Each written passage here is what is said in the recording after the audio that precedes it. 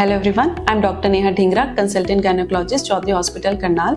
इस वीडियो में मैं आपको बताऊंगी how to take care of a healthy newborn baby at birth and thereafter, यानी कि हेल्दी न्यूबॉर्न बेबी की केयर हमें कैसे करनी है एट बर्थ और उसके बाद। इसके लिए सबसे पहले जानना जरूरी है कि हेल्दी न्यूबॉर्न बेबी हम किसे कहते हैं। First of all, which is born at term, यानी 37 से 41 वीक्स पे जिसका बर्थ हुआ है, which cries immediately after birth, जिसका वेट मोर देन और इक्वल टू 2500 ग्राम्स है, there is no cardiorespiratory instability and there are no major malformation. WHO के अकॉर्डिंग जो न्यूबॉर्न केयर इनिशिएटिव्स हैं उसमें है cleanliness, cord care, thermal protection, early and exclusive breast feeding, eye care, immunisation, vitamin K prophylaxis, passage of first stool and passage of first urine. अब एक एक करके इन सबके बारे में बात करते हैं। सबसे पहले है क्लीनलीनेस। क्लीनलीनेस के लिए हमें 6C फॉलो करने हैं, जिसमें आता है हमारे clean hands, clean perineum, clean delivery surface, clean code, clean cut, clean care. यानी कि हमें सफाई का पूरा ध्यान रखना है ताकि मदर और बेबी को इन्फेक्शन ना हो। उसके बाद आता है कोड केयर। कोड को हमें स्टेराइल ब्लेड से कट करना है, कोड को उसके बाद ड्राई रखना है, क्लीन रखना है और उस पर कुछ भी अप्लाई नहीं करना है। थर्ड इज थर्मल प्रोटेक्शन, क्योंकि बेबी की बॉडी से हीट बहुत जल्दी लॉस करता है बेबी, तो इसलिए हमें वार्म चेन मेंटेन रखनी है, जिसके लिए हमारे डिलीवरी रूम का टेम्परेचर अप्रॉक्सीमेटली 25 डिग्री सेल्सियस होना चाहिए। बेबी को हमें डिलीवरी के होते ही अच्छे से ड्राई करना है, बेबी को वार्म और ड्राई क्लोथ्स पहनाने हैं, अर्ली और एक्सक्लूसिव ब्रेस्ट फीडिंग स्टार्ट करना है, स्किन टू स्किन कॉन्टैक्ट यानी कंगारू मदर केयर देना है बेबी को, और फर्स्ट बात जो है बेबी का वो पोस्टपोन करना है। इसके बाद आता है ब्रेस्ट फीडिंग। हमें मदर को इंकरेज करना है कि वो as soon as possible within first hour of the birth breast feeding को स्टार्ट करें। फिर मदर को एडवाइस किया जाता है कि उन्हें हर 2 से 3 घंटे में बेबी को ऑन डिमांड फीड कराना है, यानी 24 घंटे में 8 से 10 बार हमें मदर को बेबी को फीड कराना है, और नाइट में भी ऑन डिमांड 2 से 3 घंटे में फीड कराना है, यानी कि नाइट में आपको ओमिट नहीं करना है। उसके बाद बेबी को फीड कराने के लिए जो बेबी की पोजीशन है और जो टेक्निक है ब्रेस्ट फीडिंग की वो सही होनी चाहिए। बेबी की पोजीशन के लिए हमें 4 चीज़ों का ध्यान रखना है। बेबी का हेड और उसकी बॉडी एक लाइन में होनी चाहिए, बेबी का फेस मदर की ब्रेस्ट की तरफ होना चाहिए, बेबी का एब्डोमेन मदर के एब्डोमेन को टच करे और मदर बेबी के पूरे वेट को खुद से सपोर्ट करे। टेक्निक के लिए बेबी का माउथ वाइड ओपन होना चाहिए, लोअर लिप जो है कर्व्ड आउटवर्ड होना चाहिए। थर्ड इज बेबी का चिन मदर के ब्रेस्ट को टच करे, and fourth is areola which is a dark area around nipple, वो मोर अबव विजिबल होना चाहिए देन बिलो। अब बेबी एडिक्वेटली फीड ले रहा है, इसके साइन होते हैं। अगर बेबी 6 to 8 टाइम्स यानी 6 से 8 बार 24 घंटे में यूरिन पास कर रहा है, हर फीड के बाद बेबी 2 से 3 घंटे की अच्छी नींद लेता है, और बेबी का वेट जो है 10 से 15 ग्राम पर KG body weight per day से बढ़ रहा है।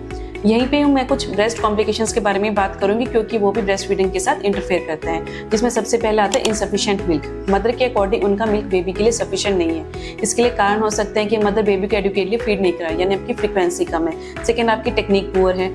थर्ड इज ऊपर से सप्लीमेंट दे रहे हैं, मतलब माँ के दूध के अलावा भी ऊपर से कोई दूध, पानी या चाय बच्चे को दिया जा रहा है जो बच्चे का पेट भर रहा है, इसलिए आपको एडिक्वेटली बेबी को फीड कराना है, जो फ्रीक्वेंसी मैंने आपको बताई है।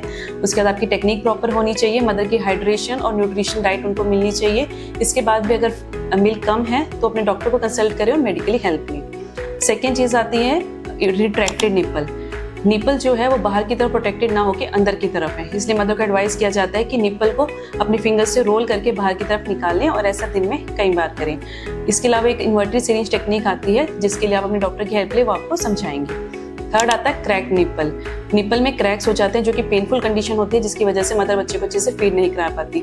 इसका भी कारण यही है कि आपकी टेक्निक प्रॉपर नहीं है, तो इसलिए अपनी टेक्निक प्रॉपर रखें, अपने डॉक्टर से कंसल्ट करें, वो आपको कुछ इमोलिएंट क्रीम्स बताएंगे जिससे वो हील हो सकता है। साथ में निपल शील्ड यूज कर सकते हैं ताकि हीलिंग भी होती रहे और आप बेबी को फीड भी कराते रहें। इसके बाद आता है ब्रेस्ट इंगॉर्जमेंट, यानी ब्रेस्ट में मिल्क का इकट्ठा होना। मदर की कंप्लेंट होती है ब्रेस्ट में हैवीनेस है, पेन है, स्लाइट फीवर हो सकता है, तो मदर को एडवाइस किया जाता है अपनी हाइड्रेशन अच्छी रखें, अपने ब्रेस्ट को प्रॉपर क्लोथिंग से सपोर्ट करें, बेबी को एडुकेटली फीड करें जो फ्रीक्वेंसी आपको समझाई है।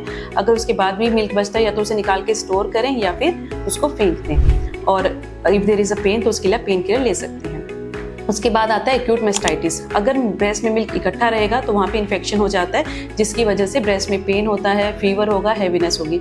इसके लिए डॉक्टर से कंसल्ट करें, वो आपको एंटीबायोटिक एनाल्जेसिक्स देंगे। साथ में अपनी हाइड्रेशन का ध्यान रखें, हेल्दी ब्रेस्ट से बेबी को फीड कराना कंटिन्यू रखें, और अगेन अगर एक्सेसिव मिल्क है तो उसे एक्सप्रेस करके निकाल दें। इसके बाद आता है ब्रेस्ट एब्सेस। अगर यहाँ पे इन्फेक्शन के टाइम पे ठीक नहीं होगा तो उसमें पस बन जाते हैं, जिसे ब्रेस्ट एब्सेस बोलते हैं, जिसके लिए आपको हॉस्पिटलाइज करना होगा, हॉस्पिटलाइज होना होगा। साथ में इंसिजन एंड ड्रेनेज किया जाएगा, यानी एक कट लगा के उस पस को निकाला जाएगा और फिर एंटीबायोटिक और एनाल्जेसिक्स आपको दिए जाएंगे। तो ये थी ब्रेस्ट कॉम्प्लिकेशन। वापस आते हैं हमारी न्यूबॉर्न केयर इंटरवेंशंस पे। इसके बाद हमारे पास आता है आई केयर। आई केयर के लिए हमें एक स्टेराइल क्लॉथ लेना है, उसको सलाइन से सोक करके बेबी की दोनों आइज को अलग अलग से हमें क्लीन करना है। उसके बाद है इम्यूनाइजेशन। इम्यूनाइजेशन जो बर्थ पे दिया जाता है वो है BCG और polio vaccine and hepatitis B जो बेबी को मिलना चाहिए। फिर है विटामिन के प्रोफाइलैक्सिस। विटामिन के डेफिशिएंसी को प्रिवेंट करने के लिए सभी बेबीज को 1 मिलीग्राम इंट्रामस्कुलर इंजेक्शन विटामिन के दिया जाता है। इसके बाद है passage of first rule. Babies अपना फर्स्ट रूल 24 आवर्स में पास कर लेते हैं। अगर 24 आवर्स में यानी 24 घंटे में भी बेबी ने फर्स्ट रूल पास नहीं किया है तो हमें डॉक्टर को कंसल्ट करना है, क्योंकि इम्परफोरेट NS हो सकता है, कोई GIT ऑब्स्ट्रक्शन हो सकती है, कोई मालफॉर्मेशन हो सकती है। उसके बाद लास्ट है passage of first urine.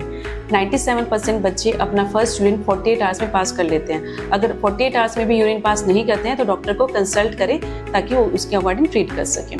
Thank you.